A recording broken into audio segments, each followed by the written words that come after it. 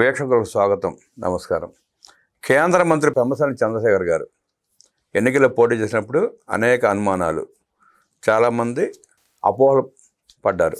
నేడు కేంద్ర మంత్రి అయిన తర్వాత ఆయన పనితీరు ఎలా ఉంది, ఆయన గురించి ప్రజలేమనుకుంటున్నారు, ఆయన విమర్శించిన వాళ్ళు, ఆ ఎన్నికలప్పుడు ఆయన గురించి మాట్లాడిన వాళ్ళు ఇవాళ ఎలా స్పందిస్తున్నారు అడిగి తెలుసుకునే ప్రయత్నం చేద్దాం. విశ్లేషించడానికి మనతో పాటు ఉన్నారు ప్రముఖ ఆర్థిక, రాజకీయ, సామాజిక విశ్లేషకులు అడుసుమల్లి శ్రీనివాస్ గారు. వారిని అడిగి మరిన్ని విశేషాలు తెలుసుకుందాం. సార్ నమస్కారం. కేంద్ర మంత్రి పెమ్మసాని చంద్రశేఖర్ గారు ఎన్ఆర్ఐ, టీడీపీ సీట్ ఇచ్చింది, ఘన విజయం సాధించారు. ఆ టైంలో ఆయన గురించి చాలా రకాలుగా మాట్లాడారు. ఆస్తిపరుడు, ఎన్ఆర్ఐ, మనకేం పని చేస్తాడు అన్న ప్రచారం బాగా జరిగింది. ఇప్పుడు ఆయన పనితీరు ఎలా ఉంది, ఆనాడు విమర్శించిన వాళ్ళ స్పందన ఎట్లా ఉందంటారు? ఇప్పుడు యాక్చువల్గా చంద్రశేఖర్ గారికి గుంటూరు పార్లమెంట్ సీట్ ఇస్తున్నారు, ఆయన దక్కించుకున్నాడు అనగానే ఎవరి పెంసాని అని చెప్పేసి పత్రికల్లో పతాక శీర్షికల్లో వచ్చినాయండి. అంటే వాళ్ళకి వ్యక్తిగతంగా వాళ్ళకి ఏమైనా కోపాలు ఉన్నాయో తెలియదు, కానీ అంటే అంత దారుణంగా ఏం రాయాల్సిన అవసరం లేదు మామూలుగా పెంసాని గారి గురించి. ఎందుకంటే ఆయన అంతకుముందే 2014 ఎన్నికల ముందే ఈ రాజకీయాలతో సంబంధం లేకుండా పల్నాడు ఏరియాలో, అంటే నరసరావుపేట పార్లమెంట్ పరిధి పల్నాడు ఏరియాలో ఆయన చాలా చారిటీ కార్యక్రమాలు, అభివృద్ధి కార్యక్రమాలు చేశాడు. అంటే మహేష్ బాబు రీల్ శ్రీమంతుడు అంటాం కదా, శ్రీమంతుడు సినిమా మహేష్ బాబు, అతను రీల్ శ్రీమంతుడు అయితే ఈయన రియల్ శ్రీమంతుడు. అంటే మహేష్ బాబు కూడా హాస్పిటల్లో ఆపరేషన్లు చేయించాడు. అంటే నేను పోలిక అనమాట. ఈయన గురించి చాలామంది తెలియదు. అంటే సాధారణంగా ఎవరైనా ఏం చేస్తారంటే వాళ్ళ వృత్తిలో వ్యాపారం కానీ, లేకపోతే ఉద్యోగం కానీ, లేకపోతే మంచి రాజకీయాల్లో ఉన్నత స్థాయికి వెళ్ళడం కానీ చేసిన తర్వాత, గత స్థిరపడిన తర్వాత గివింగ్, ఇచ్చుటలో ఉన్న హాయి, మీకు సినీ కవి గారు ఓ మాట చెప్తాడు, ఇచ్చుటలో ఉన్న హాయి వేరెచ్చటను లేదో అంటాడు. దాన్ని ఒకసారి ఆ హాయి అనుభవిస్తే ఇవ్వటం అనేటువంటిది అలవాటుగాను, అభ్యాసంగాను, వ్యసనంగాను మారుతుంది. అదేంటండి, అలాగ ఆయన అప్పటి నుంచే చేసుకుంటూ వచ్చాడు. తర్వాత ఆయన మళ్ళీ తన పని తనే చేసుకుంటూ ఉన్నారు. ఆయన యాక్చువల్గా జనరల్ సర్జన్, ఆయన ఉస్మానియాలో చదువుకున్నాడు. ఆయన తర్వాత బాగా కష్టపడి చదువుకున్నాడు. ఆయన మంచి బాగా తెలివైన స్టూడెంట్, ర్యాంక్ స్టూడెంట్. ఒకసారి అనుకోకుండా నేను ఆయన్ని ఎన్నికలైన తర్వాతే కలిసినప్పుడు ఆయన బ్యాచ్మేట్స్ వచ్చారు, ఒక 5 అంతమంది.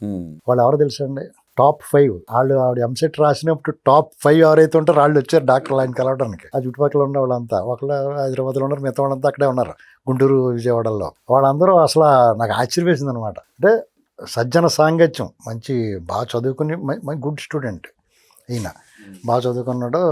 అంటే చిన్నప్పటి నుంచే ఆ లైన్ ఏర్పడుద్దండి. అలాగే యుఎస్ఎల్ఏ అయినా మంచి స్థాయికి చేరుకున్నాడు. శ్రీమంతుడు, నిజంగానే శ్రీమంతుడు. అంటే అడ్డదారిలో కాకుండా రైట్ వేలో ఫెయిర్ గేమ్ ఆడి నీట్గా ఆయన స్థిరపడి ఉన్నాడు. ఆయన సాధారణంగా ఆంధ్ర రాష్ట్రం మీద ప్రేమ ఉంటుంది, సొంత ప్రాంతం వాళ్ళకి ఏదైనా చేయాలన్న కోరుకుంటే.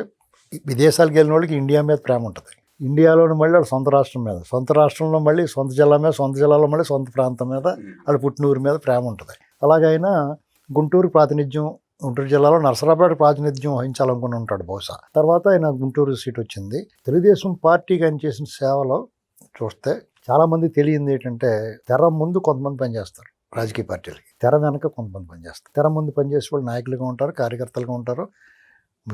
అవసరమైతే వీధి పోరాటాలు దిగుతారు, ఓటర్లని బూత్ వరకు తీసుకొచ్చి ఓట్లు ఇస్తారు.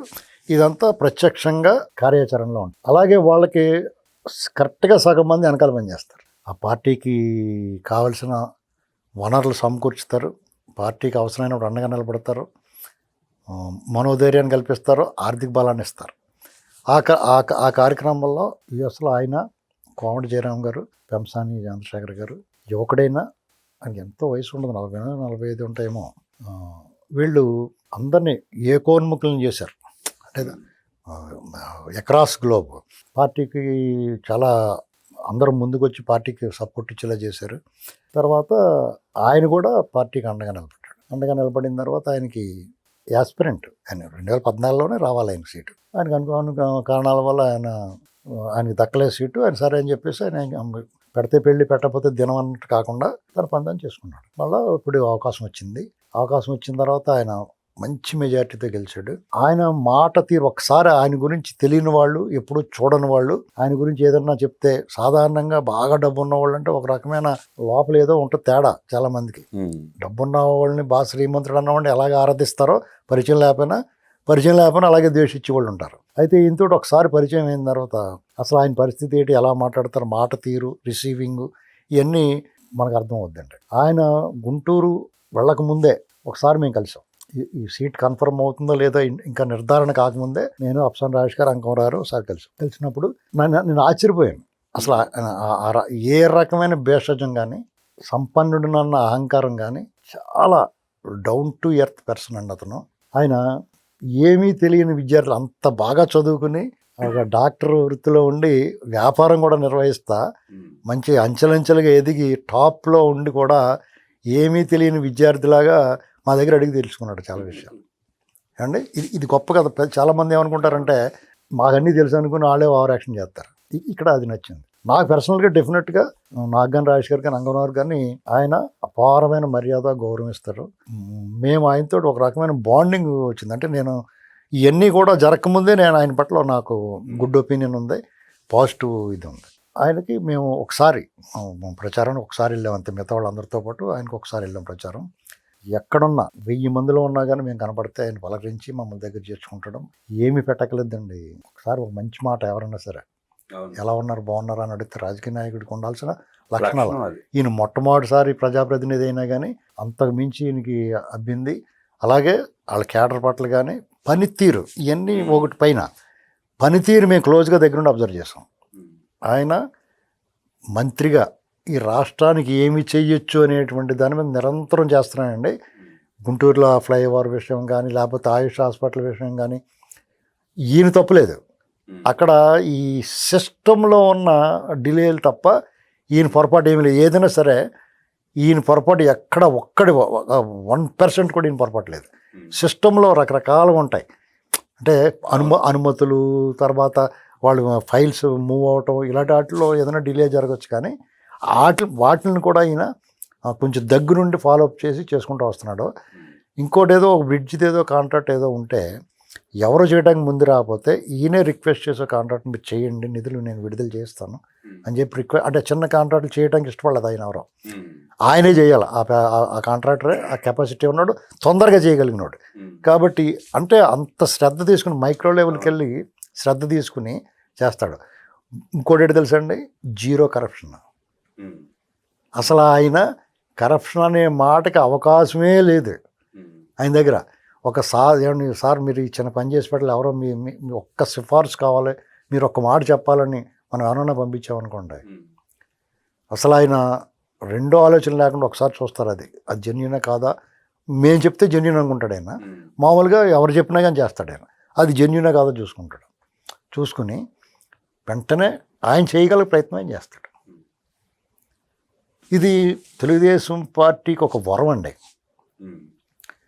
చంద్రశేఖర్ గారు, అంతకుముందు గళ్ళా జయదేవ్ గారు, అంటే వీళ్ళు రాజకీయాల్లో ₹1 సంపాదించాల్సిన అవసరం లేకుండా ఎంతో కొంత తిరిగి ఇవ్వగలిగిన పరిస్థితిలో ఉండి వాళ్ళు ప్రాతినిధ్యం వస్తున్న పార్టీకి బలంగా, వాళ్ళు ప్రాతినిధ్యం వహిస్తున్న నియోజకవర్గానికి ప్రజలకి అండగా ఉండడానికి ఇలాంటి వాళ్ళు దొరకడం అనేటువంటి ఖచ్చితంగా తెలుగుదేశం పార్టీకి, ఆంధ్రప్రదేశ్ కూడా చాలా అదృష్టం ఒక రకంగా చెప్పండి. ఓ పక్కనే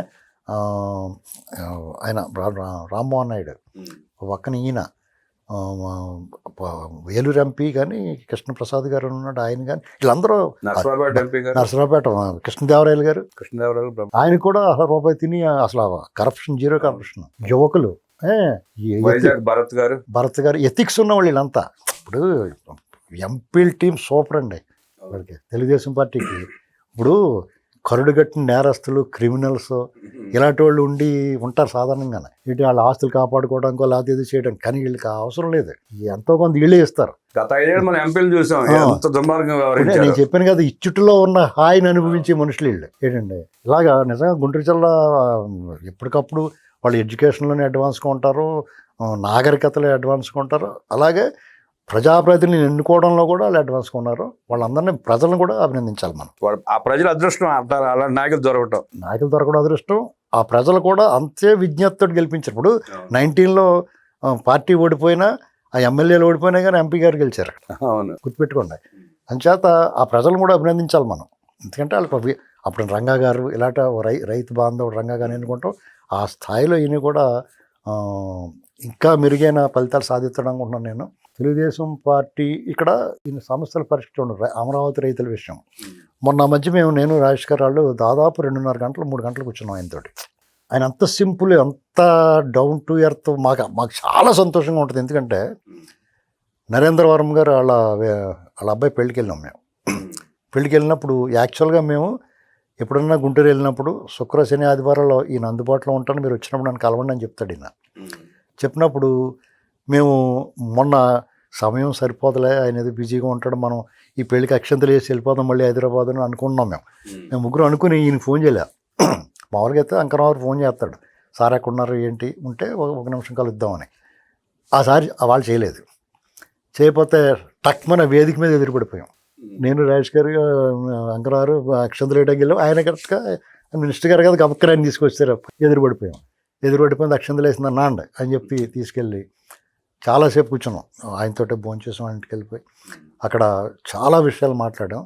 ఆయన చంద్రబాబు నాయుడు గారు కొన్నంత అండండి, అంటే బాధ్యతలను షేర్ చేసుకోవడం. లోకేష్ గారికి కానీ చంద్రబాబు నాయుడు గారికి కానీ వాళ్ళ మీద ఉన్న లోడ్ ఉంటుంది. ఆ లోడ్ని షేర్ చేసుకోవడానికి ఇటువంటి వ్యక్తులు షేర్ చేసుకుని ఆ లోడు అవతల కూడా విశ్వసనీయత ఉంటుంది. ఇప్పుడు అమరావతి రైతుల విషయం కూడా మా మధ్య చర్చకు వచ్చింది. అప్పుడు చాలా విషయాలు మేము కూడా మాకు తెలిసిన విషయాలు చెప్పాం. అలాగే ఆయన దృష్టికి వచ్చింది, పలానా వాళ్ళు మీరు మాట్లాడితే మీకు మొత్తం విషయం తెలుస్తుందండి, మీరు సమస్య పరిష్కారానికి మీరైతేనే కరెక్ట్ అనుకున్నాను. చంద్రబాబు నాయుడు గారు కూడా ఆయనకి ఆ బాధ్యత అప్పచెప్పారు. ఖచ్చితంగా ఆ రైతులందరూ సంతృప్తికరంగా ఏ రకమైన ఇబ్బంది లేకుండా సాల్వ్ చేస్తానికి ఈయన ముందుంటాడు. అలా చాలా వరకు ఒక ఆయన చాలా పెద్ద సమస్య ఉందని చెప్పి ఆయన సమస్య పటాపంచలైపోయింది. చాలా సంతోషంగా రాజేష్ గారు కలిసాడు మొన్న. నాకు చాలా సంతోషంగా ఉందండి, మొత్తం చాలా బాగా చేశారండి చెప్పి. బాబు గారు ఆయనకి బాధ్యతలు అప్పచెప్పాడు. బాధ్యతలు అప్పచెప్పడానికి 4వ 5వ రివ్యూ మీటింగ్ అది. అంచేత ఏమైనా ఆయనకి అలాంటి వ్యక్తులు అరుదుగా ఉంటారండి. కృష్ణదేవరాయలు, ఈయన, మన రామ్మోహన్ నాయుడు ఇలాంటి వాళ్ళు కొంచెం అరుదుగా కనిపిస్తారు. వీళ్ళు నాయకులుగా బాగా చదువుకుని, అంటే వీళ్ళందరూ కూడా ఒక టాప్ ఫైనాన్షియల్గా వెల్ సెటిల్డ్ ఉన్నత విద్యావంతులు. సాధారణంగా వాళ్ళకి ఏంటంటే రాజకీయాలు అనేటువంటిది విలాసంగాను హోదా అనుభవించడానికి దాన్ని చూస్తారు, ఫ్యాషన్గా. వీళ్ళు అలా కాదు, బాధ్యతగా స్వీకరిస్తున్నారు. దీన్ని మనం వాళ్ళని ఖచ్చితంగా అభినందించాలి. ఎందుకంటే ఇప్పుడు రామ్మోహన్ రెడ్డి అన్నా కూడా పుట్టేటప్పటికి వాళ్ళ నాన్నగారు మంచి పొజిషన్లో ఉన్నాడు, మినిస్టర్ కూడా చేశాడు ఆయన. కాబట్టి వాళ్ళందరూ ఢిల్లీలో గట్రా చదువుకున్నారు. వాళ్ళకి ఏంటంటే గ్రౌండ్లో ఉన్న వాళ్ళు బాధలు పెద్ద తెలియటానికి అవకాశం ఉండదు. అయినా సరే అతను అలా పని చేస్తున్నాడు. అలాగే ఈయన కూడా అవసరమే ఉందండి, రాజకీయాలు ఎండా కొండ లేకుండా తిరగటం. వీళ్ళందరూ ఎవరేం చెప్పి మీకు అన్నిటికన్నా పెద్ద విసుగొచ్చేది ఏంటంటే ఎవడేం చెప్పినా వినాలి. రాజకీయాల్లో వాళ్ళకి నచ్చినా నచ్చకపోయినా వాళ్ళు చెప్పేదంతా స్వీకరించాలి, వినాలి. రెస్ట్ ఉండదు ముందు. అది పెద్ద తలకాయ పోటు ఓ రకంగా చెప్పాలంటే. దానికి చాలా సహనం ఉండాలి. ఎప్పుడు చిరునవ్వు చెదరకుండా, చూసారా, అలుపు అలసట కనిపించకుండా మీరు ఒక్కసారి ఆయన డైనింగ్ టేబుల్ మీద ఆయనతో పాటు కూర్చుని బ్రేక్ఫాస్ట్ లంచ్ చేయండి.